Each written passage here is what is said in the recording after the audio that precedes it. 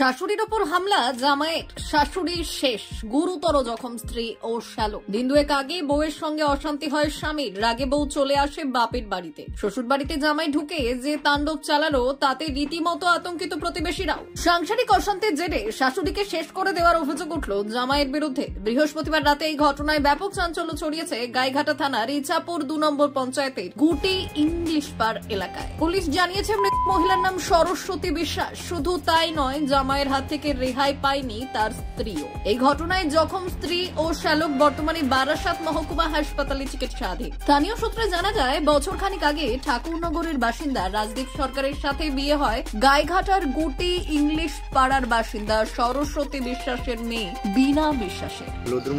ওদের মধ্যে গন্ডগোলটা আগে একবার আমাকে রামচন্দ্রপুরে ডেকেছিল এই বিষয়ে। ওদের মধ্যে স্বামী স্ত্রীর মধ্যে একটা ঝগড়া কি ছিল, ইন্টারনাল ব্যাপার ওদের, সেটা আমি জানি না। কিন্তু সেটাকে সেই ব্যাপারে কিছু জানার জন্য আমি যেহেতু এই গ্রামের মেম্বার, আমাকে ডেকেছিল।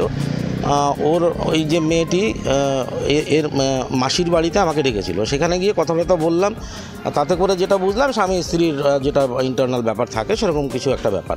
তারা ওখানে আলোচনার মাধ্যমে বলল যে মামা ঠিক আছে, তুমি তাহলে বাড়ি যাও, আমরা আমাদের মতো করে বিষয়টা মিটিয়ে নিচ্ছি, কোনো অসুবিধা আর হবে না।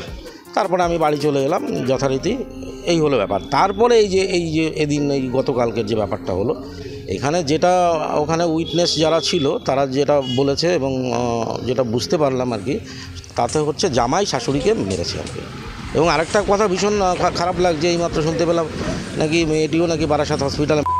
এটা অথেন্টিক খবর কিনা আমি জানি না, আমার শোনা কথা। এরপর রাজদীপ ও বীণার মধ্যে প্রায় অশান্তি লেগেই থাকতো। অভিযোগ, বীণার আগে একটি বিয়ে হয়েছিল, সেই নিয়ে রাজদীপ বীণাকে প্রায় কথা শোনাতো, এমনকি গায়েও হাত দিত। পরিবারের অভিযোগ, অশান্তির জেরে বীণাকে একবার শেষ করে দেওয়ার চেষ্টা করে জামাই রাজদীপ। অভিযোগ, 2 দিন আগে স্বামীর সাথে চরম অশান্তি হলে মায়ের কাছে চলে আসে বীণা। এরপর গতকাল রাতে জামাই রাজদীপ শ্বশুর বাড়িতে এসে অশান্তি করতে থাকে। অভিযোগ, অশান্তি চরমে পৌঁছতেই তেড়ে যায় স্ত্রীর দিকে। সেই সময় শাশুড়ির সরস্বতী বাধা দিলে তার উপর হামলা চালায় জামাই। জামাইয়ের হাতেই শাশুড়ির এই অবস্থা বলে অভিযোগ। ঠেকাতে গেলে স্ত্রী ও শ্যালক কেউ ছাড়ে না রাজদীপ। ঘটনাস্থলে লুটিয়ে পড়ে শাশুড়ির সরস্বতী বিশ্বাস। স্থানীয়রা তড়িঘড়ি বনগাঁ মহকুমা হাসপাতালে নিয়ে গেলে চিকিৎসক শাশুড়িকে মৃত বলে ঘোষণা করেন। আশঙ্কাজনক অবস্থায় বনগাঁ মহকুমা হাসপাতাল থেকে বারাসাতে স্থানান্তরিত করা হয় স্ত্রী ও শ্যালককে। ঘটনার পর রাতেই থানায় আত্মসমর্পণ করে জামাই। ঘটনার তদন্ত শুরু করেছে গাইঘাটা থানার পুলিশ। কালকের ঘটনাটা, ও কাল সকালবেলা ওর শ্বশুর বাড়ি থেকে এখানে চলে এসছে। এখানে চলে এসে আমাদের বাড়ি না এসে পাশে আমার দাদা মেম্বার আছে, ওই বাড়িতে ও গিয়েছে। যে বলছে এই ব্যাপার কি হয়েছে, যে আমাকে ওখানে মারধর করেছে, তারপরে গলায় ফাঁস দিয়েছিল। ফাঁস তখন চোখে রক্ত উঠে গেছে, গলায় হয়েছে, ওষুধ নিয়ে এসছে।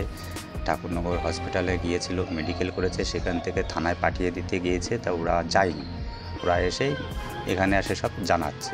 ভাগ্নি এখন বারাসাত হসপিটালে অ্যাডমিন আছে, সে কিছুই খেতে পাচ্ছে না এবং ভাগ্নে দাঁড়াতে পারছে না, খুব ব্লাডিং হচ্ছে। আচ্ছা, আপনার ভাগ্নেকেও মেরেছে? হ্যাঁ, ভাগ্নের পা। কজনকে মেরেছিলেন উনি? উনি ওখানে 3 জন ওরা ছিল, 3 জন, আর একটা ছোট বাচ্চা ছিল, সে খাটের তলা লুকিয়েছিল। ওই একাই রেহাই পেয়েছে আর সবাই একটা। ব্যুরো রিপোর্ট, ভুবনগ্রাম সংবাদ।